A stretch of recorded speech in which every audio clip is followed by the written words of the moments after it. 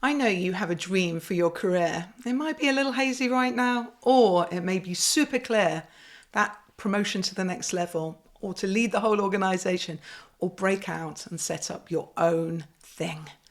Either way, for you to achieve this dream, your communication skills are critical to your success, and yet rarely will anyone give you feedback on them. Think about it. You're sat in a meeting and your colleague, who is a good work friend, is giving a project update, and they are going into too much detail. In fact, they're moving into waffling terrain. You look over and see the head of department's eyes glaze over. Ask yourself, do you give them feedback afterwards? When I ask this question in workshops, most people tell me no. And then I ask, has your manager given you feedback on your communication effectiveness? And I would say, as a rule of thumb, 70% of people say no.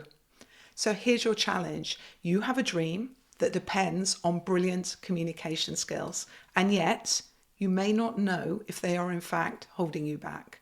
Well, in this video, I'm going to share how understanding your communication style and that of others can step change your impact and influence. You'll learn what these 4 communication styles are and how to identify them, which style you naturally gravitate towards, how understanding these styles can help you adapt and communicate better with everyone, and as a result, one change you could make this week that will automatically improve your impact. As a leadership coach, I've found that exercises exploring communication styles are consistently one of the most popular parts of my workshops. People absolutely love them. These exercises always generate lively discussion and foster deep understanding. And I've witnessed countless light bulb moments that have helped participants unblock tricky relationships with their colleagues they previously struggled to connect with. My own light bulb moment came many years ago. I worked leading a team and I had a peer who led another team. So our teams worked together and were interdependent. And I think it would be fair to say we didn't always see eye to eye. At the same time, I had a coach and I was explaining how frustrating he was to work with and how he didn't seem to value anything that I was doing. She said, "He sounds very task orientated." "He is," I replied. And then she said, "Could it be that he just has a very different communication style to you?" I said, "What do you mean?" And she went on to explain the different communication styles. As she did, it was not just a light bulb going off. It was like a massive flashlight. It was so damn obvious why we seemed to pass each other rather than connect. I knew, like me, he wanted to do a good job and the best for the organization, but we were failing to communicate effectively to each other. The more this happened, it was easier to build that person up as difficult. This, in turn, put up more barriers to working together. Rather than just realizing we just have fundamentally different communication styles. And if I were to try some other techniques rather than my usual style, it could be more effective. This is exactly what I did, and it did indeed change the dynamic. Now look, we were never bosom pals, but we definitely improved how we worked together. You see, everyone has a dominant communication style that influences how they communicate and connect with others. But also, because communication is a habitual skill, we tend not to think about how we do it, we just do it, whether it's effective or not. The benefit of knowing your style is that it allows you to leverage the strengths of that type and be aware of your blind spots, so you can do something about it. Getting this right will help you improve relationships. You can adapt your approach to better connect with colleagues, clients, senior leaders. You can increase your influence and impact by tailoring your message to suit different styles, leading to clearer and more impactful communication, and it even helps you resolve conflicts more smoothly. The challenge when it comes to identifying different styles is that it's not always immediately obvious what style people are. People don't walk around with a label on stating their communication style. Many people aren't even aware of their own, never mind anybody else's. So we could undertake some team personality and behavior work like Myers-Briggs, but let's be honest, that's hardly ever happens. So we need to be detectives and look for evidence. Imagine you are a detective and you're in a bustling office and you notice 4 distinct personalities at play. This is where our model becomes incredibly helpful. So let me introduce you to the cast of characters in our workplace drama. We're going to explore 2 key dimensions: introvert versus extrovert, and people-orientated versus task-orientated. This matrix is rooted in 20th century psychology, and it's my go-to tool for understanding where people fit in the grand scheme of things. First up, let's look at the introvert-extrovert spectrum. This is all about where you get your energy. So first, meet Alex, our introverted financial whiz. Now you'll find him with his headphones on. He'll be working away deeply on the spreadsheet. He finds calm in quiet corners, preferring email updates to big full-on meetings, which, to be honest, he would regard as some form of hell. He prefers to reflect quietly before sharing his thoughts or making decisions, and he likes time to do it. On the flip side, there's Jessica, our extroverted marketing dynamo.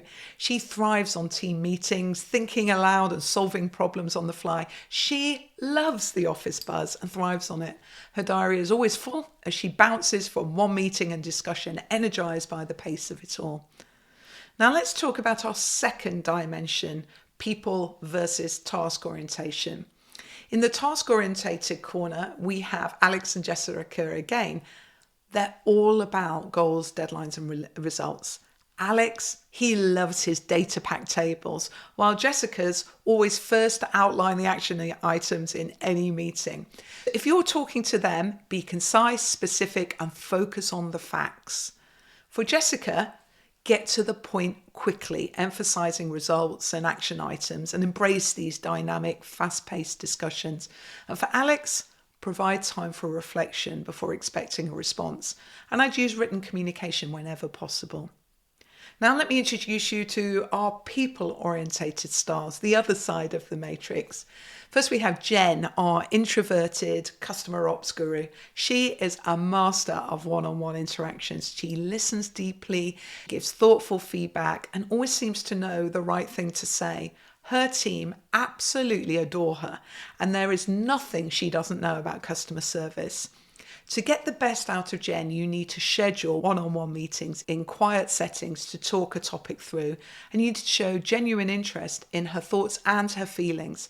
This takes time, but what you're doing is building trust, and Jen will really appreciate that. Then there's Josh, our extroverted head of sales. Now he brings vibrant energy to the team. He excels at building relationships with clients and the team members alike.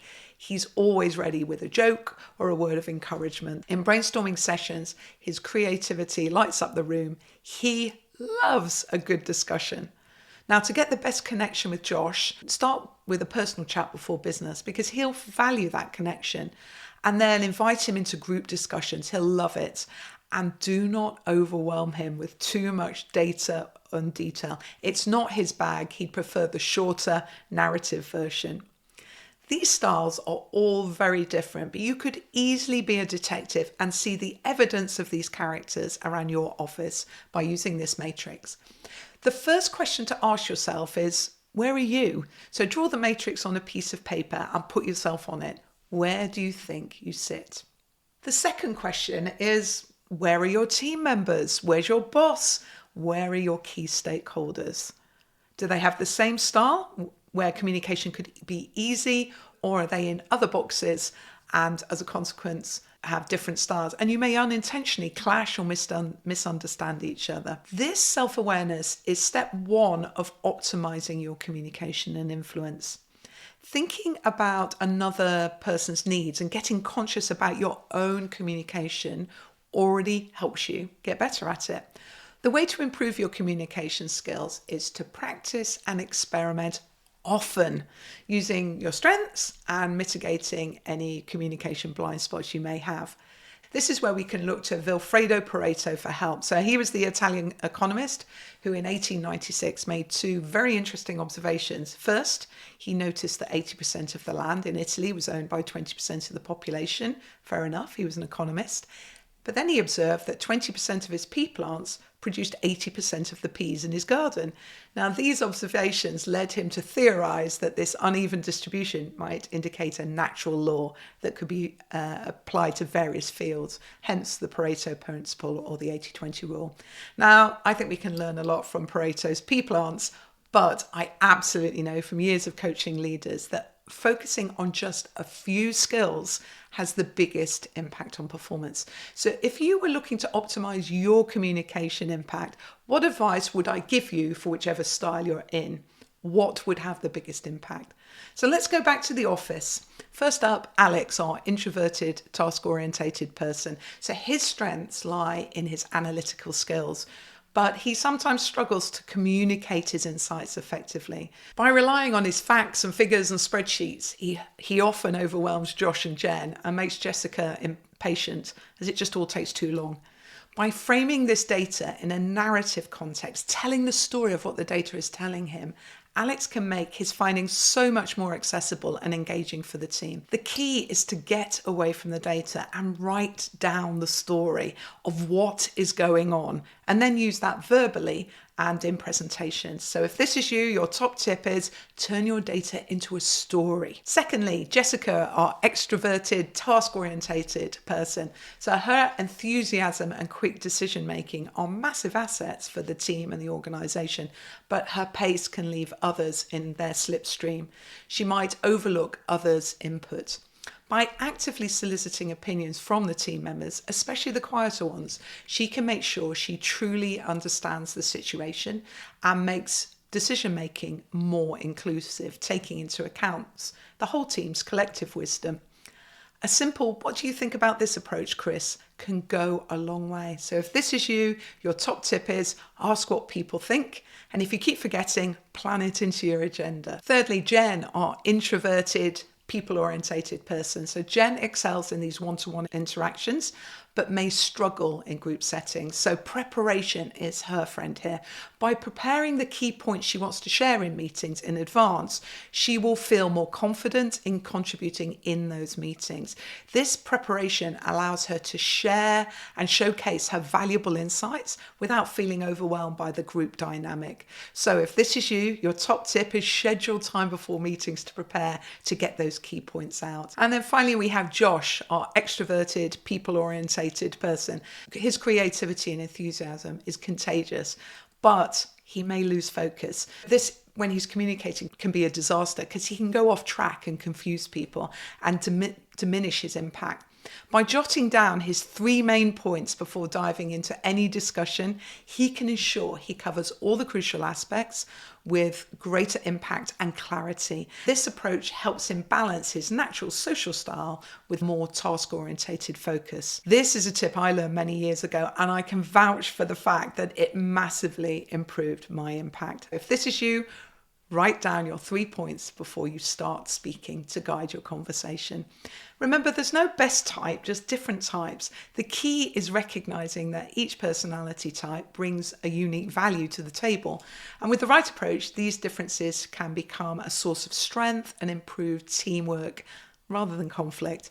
By doing these actions, you can build a greater sense of awareness of your own communication and enhance your strengths and fix your blind spots, which in turn will lead to better personal influence and impact. I mentioned earlier that understanding communication styles helps you improve your influence. And in this video here, the number 1 influence strategy, I dive more deeply into how to structure and have these valuable conversations. So I'd recommend checking out this video next. It's probably one of the most valuable things I've learned about how to have impact and influence others, even on the most challenging conversation.